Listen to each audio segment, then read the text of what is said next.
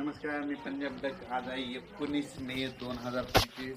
मी चारधाम यात्रेला गेलो. नेमका आता घरी आलो. आता या घरून माझ्या संपूर्ण महाराष्ट्रातल्या शेतकऱ्याला अंदाज देणार आहे.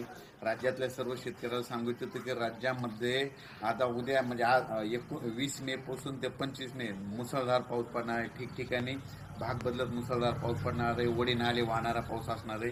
म्हणून हा अंदाज लक्षात येतात. तो पाऊस सांगायचं झालं तर पूर्व विदर्भ, पश्चिम विदर्भ, दक्षिण महाराष्ट्र, उत्तर महाराष्ट्र, कोकण पट्टी, खानदेश सगळीकडे दोन दोन दिवस असं मुक्काम करत 25 मे पर्यंत पडणार आहे. तसं तर 30 मे पर्यंत पाऊस असणार आहे. म्हणून हा अंदाज लक्षात येतात. पण राज्यातल्या सर्व शेतकऱ्याला सांगितलं तुम्ही काय करा, ह्यामध्ये 30 मे पर्यंत जशी वेळ येईल तसे कामे करून घ्या. कारण की राज्यात खूप मोठा पाऊस असणार आहे. वडे नाले वाहतील असा पाऊस पडणार आहे. जनावरांच्या पाण्याचा प्रश्न मिटणार आहे. सगळ्यात जास्त पाऊस मुंबईकरांना एक विनंती आहे, तुम्ही काय करा, 20 मे ते 25 मे जरा सतर्क करा. तुमच्याकडे अतिमुसळधार अतिवृष्टी होणार आहे. म्हणून हा अंदाज लक्षात येतात.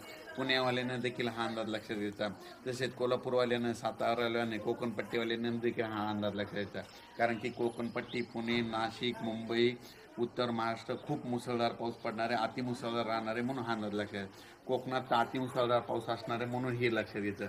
पण ते तिकडं पाऊस पडल्यामुळं आपल्या महाराष्ट्रामध्ये सगळीकडे विदर्भ, पूर्व विदर्भ, पश्चिम विदर्भ, दक्षिण महाराष्ट्र, उत्तर महाराष्ट्र, कोकणपट्टी प्रत्येक गावामध्ये 30 मे पर्यंत जवळपास 4 वेळेस पाऊस पडणार आहे.